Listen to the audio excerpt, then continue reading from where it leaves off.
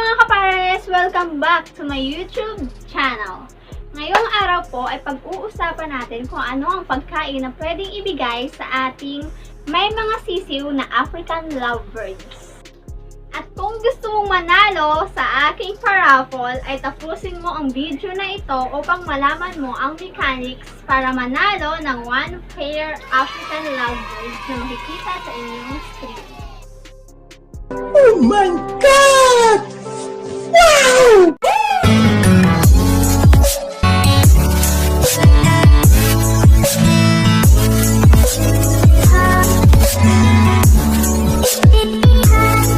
Okay mga kapares, kung nakikita nyo sa inyong mga screen, narito ang pagkain at ang lagayan ng pagkain ng ating mga alaga. So, ang ibinibigay ko sa mga alaga kong lovebirds ay ang mga ito. Oat growth. Ito po siya. Baby stag booster, which is ito po siya mga kapares. Kung nakikita nyo. Yung brand po niya ay Thunderbird. Ayan siya. And then, canary. Ito naman po yung ating canary. Ang binibigay po ng ating oat growth ay one of the most appealing factor of oat growth is a high nutrients value like fiber. So, ibig sabihin, nakakatulong siya sa mabilis na pag-digest at marami pang ibang nutrients na makukuha rito. Baby stag booster naman po ay meron po siyang, kung makikita nyo po sa inyong screen, ayan, provides readily available protein, amino acids, and energy. So, nagpapalakas siya ng energy sa ating mga alagang ibon. Meron din siyang supports rapid growth and good bone structure. So, ibig sabihin po, mas mabilis na paglaki at pampatibay ng kanilang buto. Meron din siyang strengthens immunity, stress capping mix. Meron din siyang anti-stress. At nagpapalakas din siya ng immunity at immune system ng ating mga alagang ibon. Ayan siya. So, malinaw no mga kapares, nang yan yung nakukuha ng ating mga ibon sa kanila. And then the last is canary po. Ang canary po ay meron siyang, canary is a real Canadian crab. It contain protein. Protein na naman po ang naibibigay ng ating canary sa mga alaga nating lovebirds, African lovebirds. Kung tatanungin niyo po ako mga kapares, kung bakit nga ba ito ang pinapakain ko sa aking mga alaga, dahil ito ay mabilis ma-digest sa mga alaga nating sisiw. Ngayon naman po ay maghahalo na tayo. Sa isang lagayan po na ito, ay ipinaghahalo-halo ko ang ating 3 kilong oat growth. Ito siya. Lalagay na natin dito, no?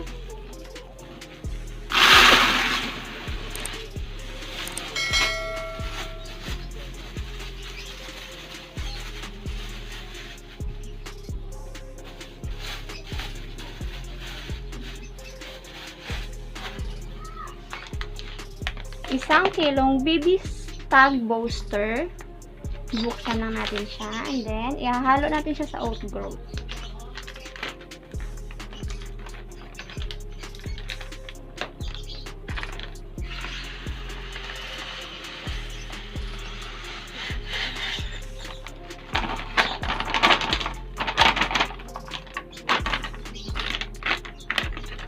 So, mabango siya, no? Yung amoy niya. Mabango yung baby stag booster. Kaya siguro nagugustuhan ng ating mga alaga. Tsaka, ang ating canary.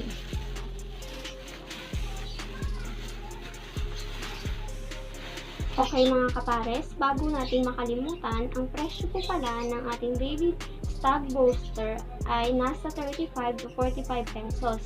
At ang presyo naman po ng ating oat growth ay nasa 60 to 70 pesos. Nakadepende naman po ito sa mga poultry supply, yung kanilang price. Ganun din po ang ating canary. Nasa 60 to 65 pesos din po siya per kilo.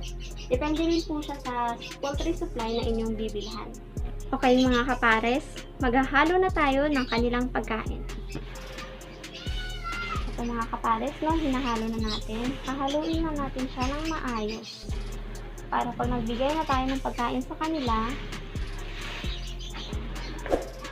ay sigurado tayong meron siyang calories, oat booster, oat growth, tsaka baby stag booster. Yan. Nakikita na ninyo na naghahalo-halo na sila. Okay na po yun, gaya nito. Kung makikita nyo, naghalo na po yung tatlong pagkain nila. Ayan. Ayan na po mga kapares, kung nakikita nyo. So, paano po nga ba ibinibigay ang kanilang pagkain? Ang pagbibigay ko ng kanilang pagkain mga kapares ay depende po sa dami ng kanilang mga anak.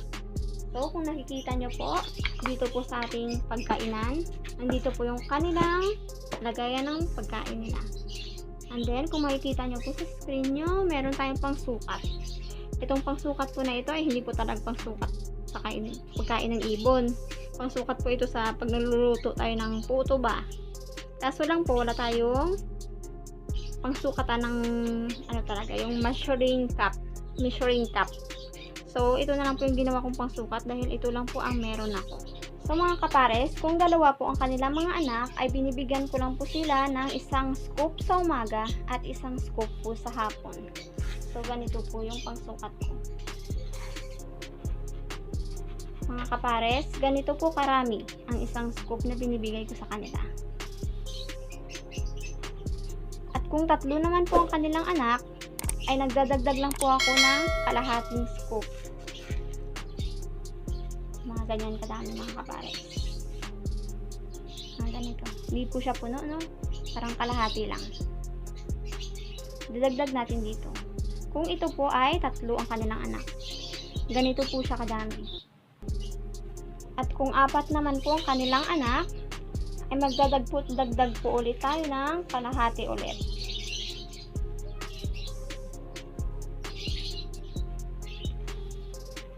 So, ganito po karami. 4 po pag 4 po ang kanilang mga anak. Bali, 2 scoop na po ang ating naibigay sa kanila.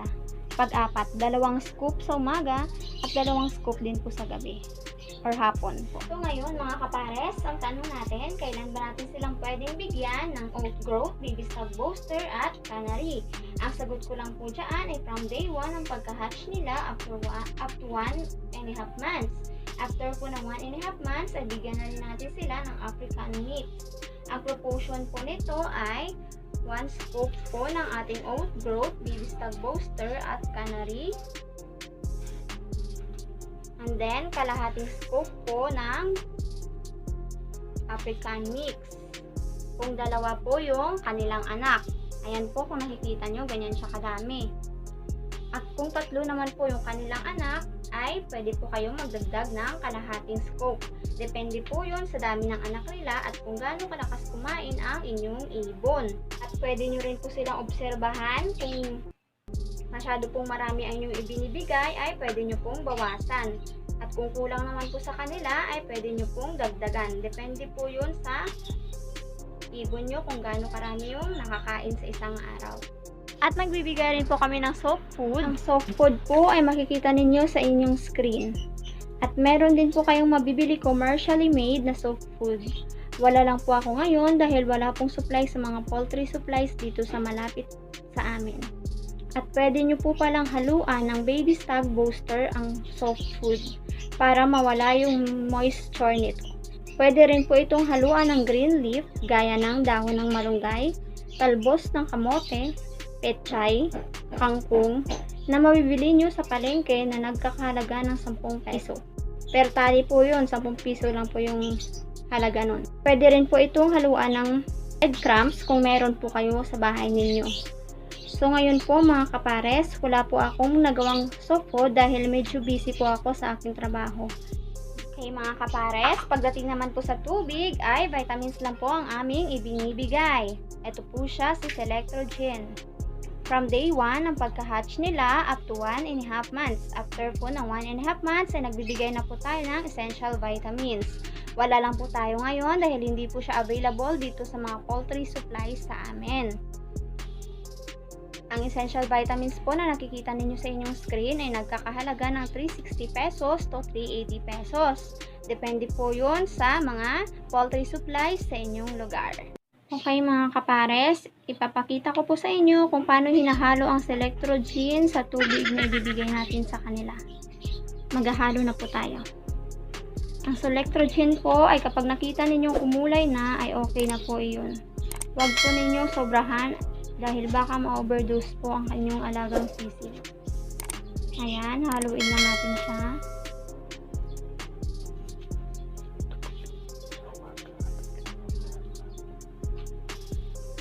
Ito po ay binibigay ko sa umaga, yung may halong Selectrogen. Ayan po, kumulay na siya. Kung makikita po ninyo, no? Pag naghalo tayo, ayan. Kumukulay siya, kulay yellow po siya. At plain water naman po sa hapon. Ito. Ayan, wala po siyang halong Selectrogen.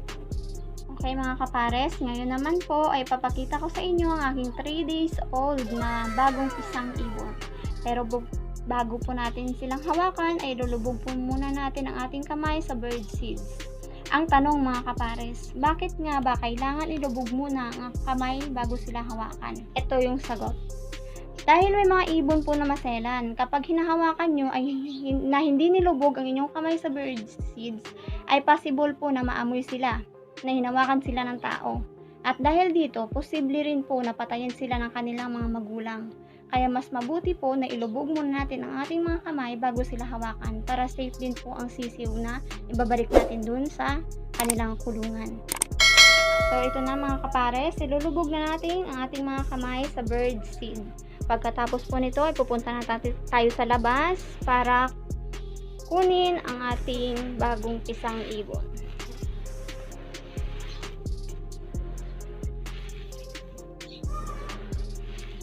Ayan o, kung makikita nyo, may mga butil-butil na po ako. So, ganun natin ng konti. Ayan. Okay mga kapares, bubuksan na natin ang kanilang cage at ang nest box. Papakilala ko lang sa inyo ang aking ibon dito na si Mia at si Bibi.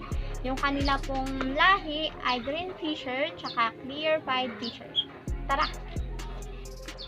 Una po ay kakatok muna tayo para lumabas yung kanilang mga magulang. At pag nakita nyo po na lumabas na, pwede nyo na pong kunin ang kanilang sisiw na bagong isa.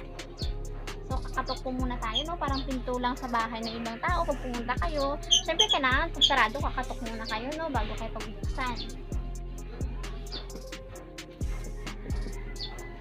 Sa pagkatok po ay huwag masyadong malakas. Baka naman po ay magugulat sila. So, mahina lang. So, ayan na, palabas na. So, kung makikita nyo po ay nasa labas na ang kanilang mga magulang. So, bubuksan na natin yung nest box nila. At kapain. Maliit lang po ha. Konti lang po yung pagbukas. Baka naman sobrang laki. Kapain natin.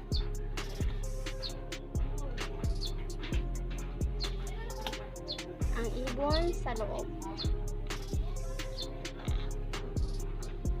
Ayan. Tcharan! Ayan, yung ating bagong pisang Oh ibon. my God! So, sobrang cute po niya, no? Palay, yellow pa siya ngayon. Pero hindi pa natin malalaman yan ngayon kasi maliit pa siya, no? Ayan, kumbaga patikim lang namin to sa inyo. Ganyan siya. Yan, sobrang cute. Nakadukdok pa siya, no? Kasi maliit pa siya, eh. Yan yung puwet niya. Yan yung kanyang ulo. Ayan. Nakikita niyo, no? Gumagalaw-galaw siya.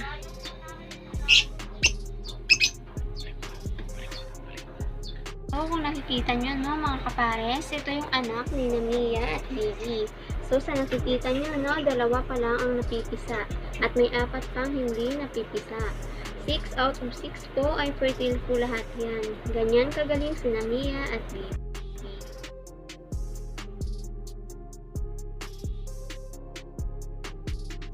Ito yung pangalawang tanong kanina, no, mga kapares. kailan natin sila pwedeng ihiwalay. So, sagot ko po dyan ay pwede na natin silang ihiwalay sa kanilang mga magulang kapag nakita nyo na silang lumalabas na ng nest box at kumakain na rin po silang mag-isa. Kadalasan, lumalabas na sila ng nest box kapag nasa 2.5 to 3 buwan na sila. Base lamang po ito sa aking experience o pag-uobserba sa kanila. Ito yung ikalawang breeder natin na katabi ni Mia at Diggy, si Lancelot at Parsa. Ang mutation po nila ay isang green fisher at clear-pied fisher at meron silang 3 itlog. Lahat po ng itlog nila ay fertile po lahat ito.